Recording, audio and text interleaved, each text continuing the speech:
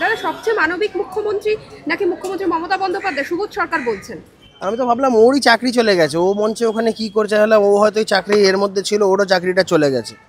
তারপরে বুঝলাম ওই কিছু দেখে দেখে লিখে লিখে এনেছে ওগুলো পড়ার জন্য।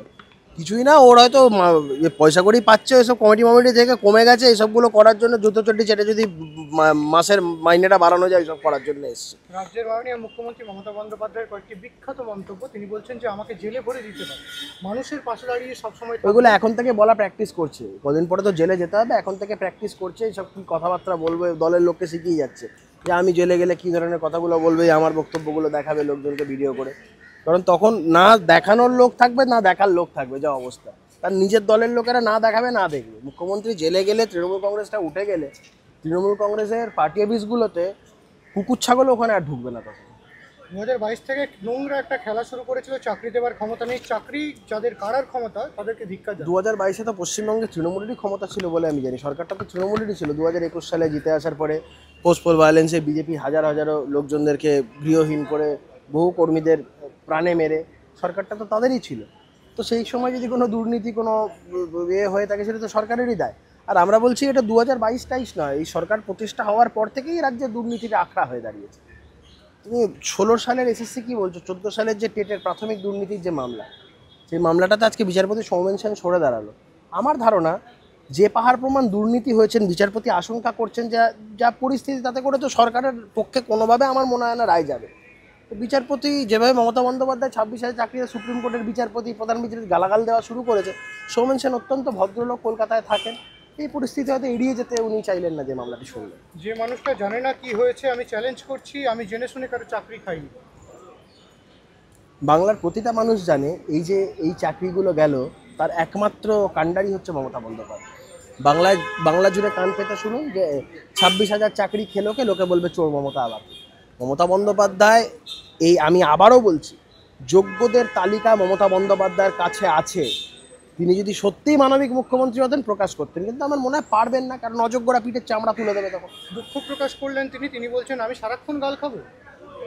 চুরি করলে মানুষ কি ফুলচন্দন দেবে? চুরি করলে মানুষ কি রসগোল্লা ছুঁড়ে মারবে? চুরি করলে মানুষ কি জয় জয়কার করবে? বাংলার মানুষের কাছে মমতা বন্দ্যোপাধ্যায় প্রতিপন্ন হয়ে গেছেন একজন চোর হিসাবে। বাংলার মানুষ মমতা বন্দ্যোপাধ্যায়ের এই যে দুর্নীতি, এর যে চৌর্যবৃত্তি দেখে মমতা বন্দ্যোপাধ্যায়কে আর যাই হোক সততার প্রতীক লেখা এখন তৃণমূলের লোকেরা পর্যন্ত বন্ধ করে দিয়েছে। আগে দেওয়ালে লেখা থাকতো সততার প্রতীক, এখন সততার প্রতীকটা আর কেউ লেখে না, লোকে দেখলে হাসে। কদিন আগে ক্যালকাটা ক্লাবে সৌগত রায় মমতা বন্দ্যোপাধ্যায়ের জীবনযাপন নিয়ে কিছু কথা বলেছিলেন, কত লোকে হো হো করে হেসেছিল। তো মমতা বন্দ্যোপাধ্যায় এই মুহূর্তে তার দুর্নীতি সারা বিশ্ব বরেণ্য একটা জায়গায় চলে গেছে। সবাইকে অযোগ্য বলছেন, এই অধিকার কে দিয়েছে আপনাকে? রায়ের পিছনে খেলা নেই তো মমতা বন্দ্যোপাধ্যায়? এই কারণেই তো সৌমেন সেনের মতন বিচারপতিরা মামলা থেকে সরে যাচ্ছে। আমার মনে হয় it's high time supreme court, high court এই বক্তব্যগুলোর কগনিজেন্স নিয়ে কন্টেম্পটের রুল ইস্যু করা উচিত। একটা বিচার ব্যবস্থাকে এইভাবে কালিমালিপ্ত করার অধিকার মুখ্যমন্ত্রীকে কে দিয়েছে?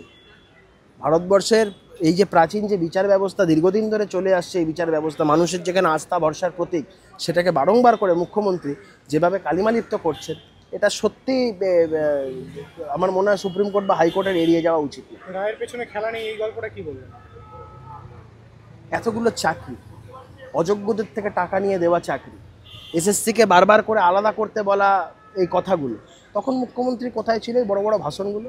মুখ্যমন্ত্রী যদি আজকে আলাদাটা করে দিতেন তাহলে তো আর খেলা মেলা কোনোটাই দরকার হতো না। এই এখন বড় বড় ডায়লগ মারছেন, খেলার দরকারই পড়তো না। হাইকোর্ট সুপ্রিম কোর্টের জাজমেন্টটা পড়লেই বোঝা যাচ্ছে। আর এই মুখ্যমন্ত্রী এই ফেলার উত্তর কী দেবো বলো তো? পাগলের মতন পাগলের প্রলাপ বকে। তবে আমি বলছি এগুলো সত্যি কথা দেখতে গেলে, একদিক থেকে দেখতে গেলে পাগলের প্রলাপ নয়।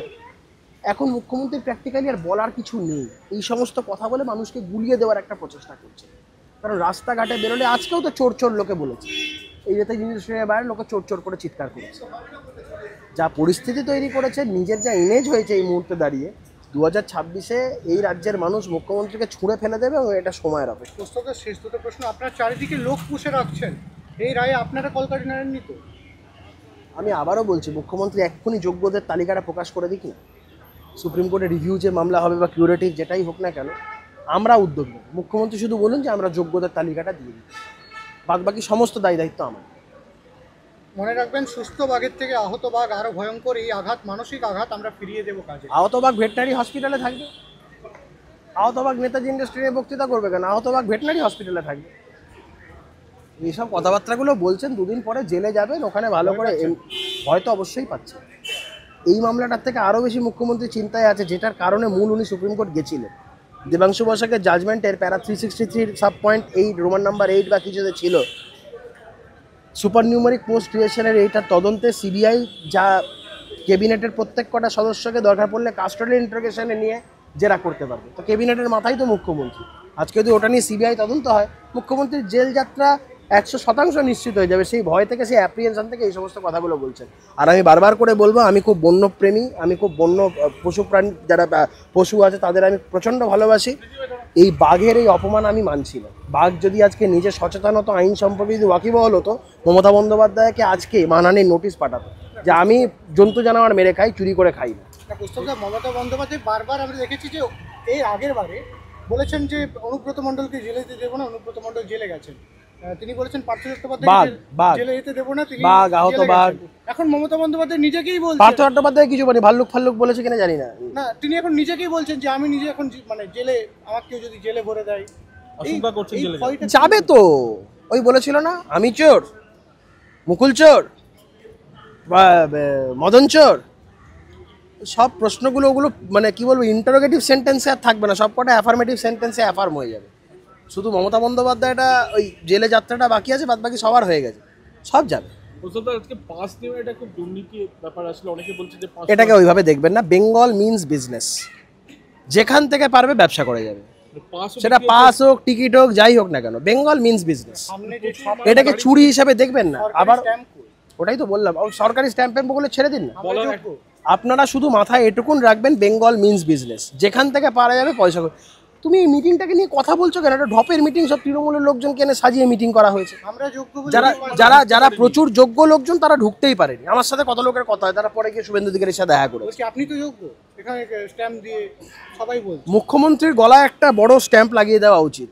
সব থেকে বড় অযোগ্য যে ব্যক্তিটা, তিনি আজকে দাঁড়িয়ে বক্তব্য রেখেছেন। সুপ্রিম কোর্টে গিয়েছে পর্ষদ, বলছে যে শিক্ষা পর্ষদ তাদের চাকরি যেন থাকে। ওদের চাকর বাকরদের যা বলেছে কোম্পানির মালিক, তাই করতে গেছে। ওদের আবার কি আছে?